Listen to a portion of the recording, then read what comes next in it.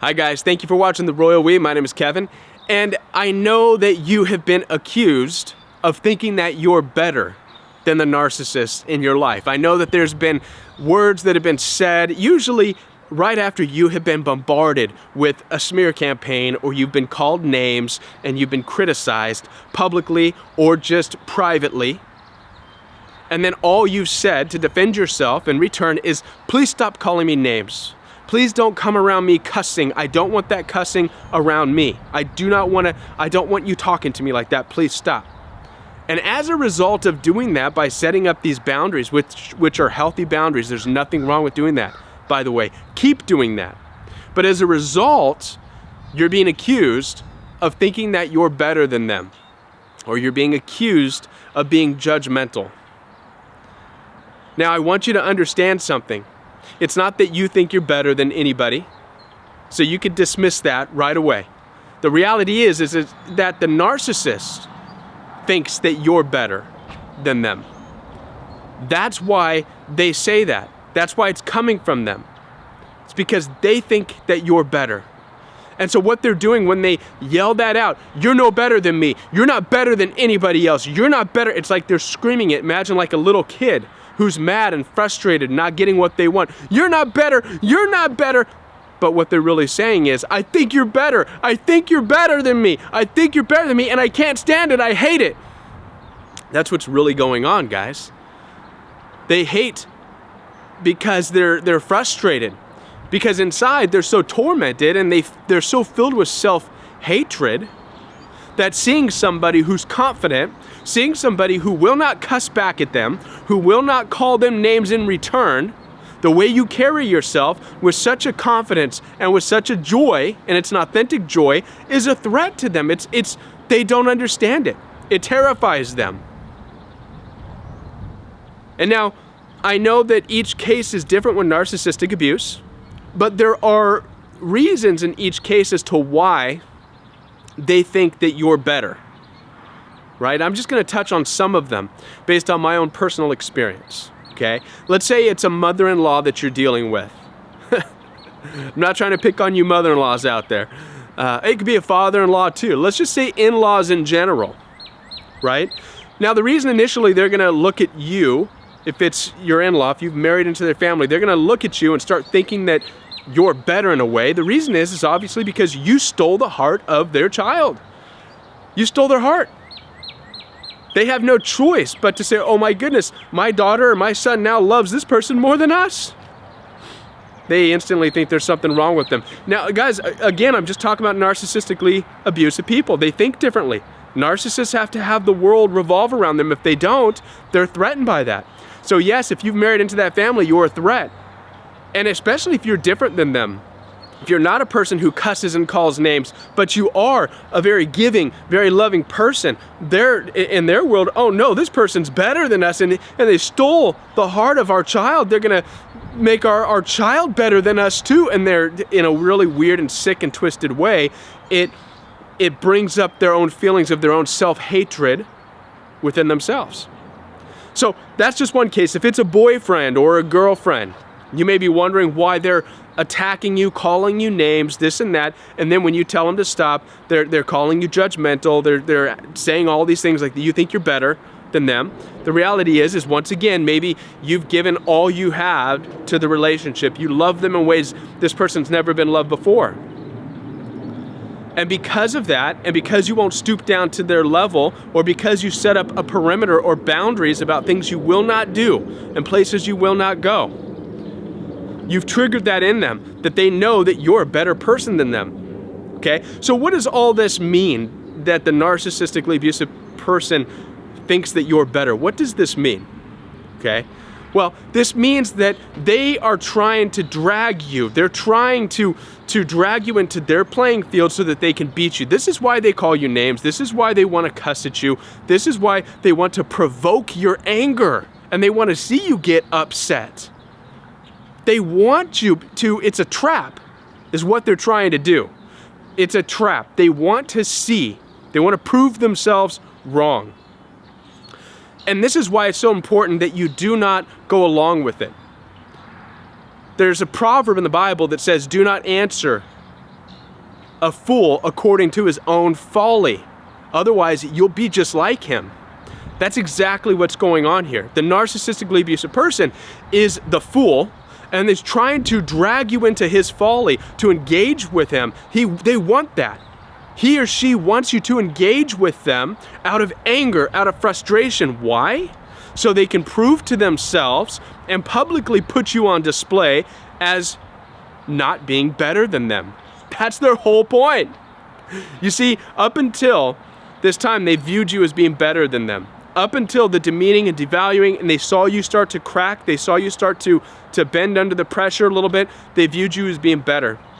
And guess what? The reality is, if you have not given in to them, if you have not argued or yelled or anything like that, they still view you as being better. However, by staying engaged with them, they're going to keep trying to drag you. Right? And now, I know if you're like me, you're wondering, well, what about them? What gives them the right to say all the things they do? Why do they get to call me names and I don't get to call them names? Why do they get to cuss at me and I don't get to cuss at them? Why do they get to be so cruel? And I don't get to be so cruel. It's terrible. What a terrible feeling, right? I get it. And here's why. Because they're not the ones on trial. You're the one on trial. Did you catch that? The narcissistically abusive people in your life are not the ones on trial. You are. What do I mean by this? Narcissistically abusive people, they know that they are hate-filled, spiteful, miserable people. They'll even tell you that. Most of them will. So they're not on trial. They fall into this place where they're okay with it. This is why oftentimes you'll hear them say, I am what I am. I know one narcissistically abusive person who posted on Facebook once, this dude, he said, I'm okay with being called an asshole. It's my number one quality. Ha ha ha ha. They think it's funny. So they're not the ones on trial. They're okay with that. Your very presence and your confidence and your light shines so brightly that they have you on trial.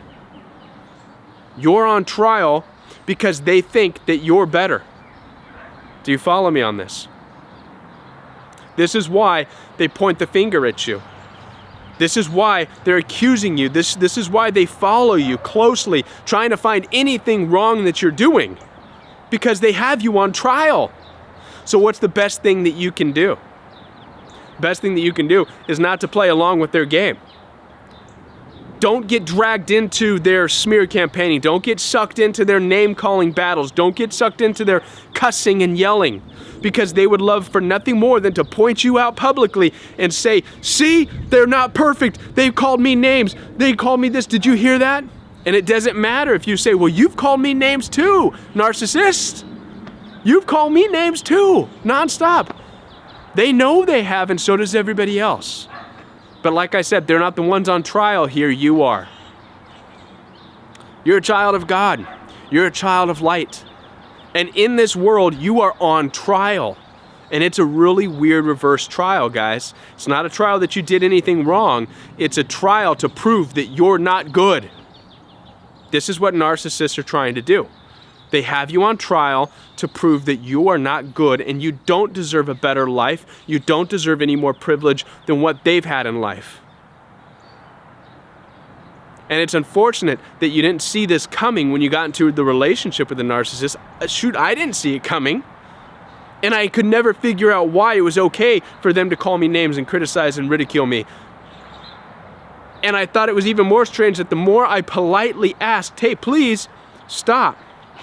The more I politely set boundaries up, please, don't come around me. I even apologized. Hey, listen, I'm sorry if I offended you, but please stop. I don't want to be around this. I thought it strange the more frustrated they would get. But this is a good thing. It's a good thing that I frustrated them in that way. And I'm not saying it like go me, but in a way I am, and I want to help encourage you in this way too. If you really want to frustrate the narcissist, continue to be polite if you have to see them. If you have to set a boundary, Do it in a polite way. I guarantee you, you will frustrate the heck out of them. If they post something on social media or tell one of your friends or something, they do something, politely say, hey, please stop cussing at me. I don't like that. Watch how frustrated they get. Oh, you're no better than me. You're no better than me. Rah, rah, rah, rah, rah, rah, rah, rah. You'll frustrate them, okay? And it's because they're not able to prove. They're not winning. Listen, guys, I know coming out of narcissistic abuse, you feel like you're the one losing because you're being ridiculed and criticized and this and that. You can feel like you're losing this battle in life. I promise you guys, you're not losing, you're winning. And if you stay out of engagement with them, if you stay out of the conflict zone with them, if you keep your distance, go no contact, don't even talk to them, but if you have to, just be polite, say, please stop, please stay out of my space, please, please stay away. I promise you, you will win the war. You'll win. Know how to set healthy boundaries, know how to watch your back, be aware. Obviously, if you have to defend yourself, you can defend yourself, right?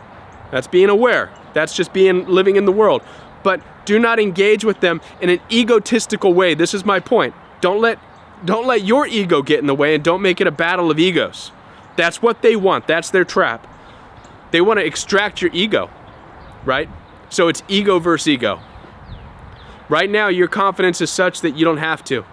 You don't have to let your ego get out in front of your confidence. So this is what frustrates the narcissist because they're all ego and they're terrified of true confidence. I hope you like this video, guys. Thank you for watching. It's cold out here and things get a little fogged up. I really hope that you liked the video that I shared. And guys, if you do, I would really appreciate if you would subscribe to my channel so you can stay up to date with all the latest material that I'm going to put out. Also, take advantage of the fact that I leave my telephone number right there for you to contact me. Now, I am working on a course, and in time the course will be available, and I hope to become more of a life coach and be able to help you through and walk you through the process of healing even more than I am right now. But until that time comes, take advantage of the fact the phone number is there. I do my best to answer each and every one of your phone calls, and I appreciate your comments. I appreciate all of your tips that would help me to better help you. Thank you guys so much for being a part of the Royal We and for sharing this journey with me.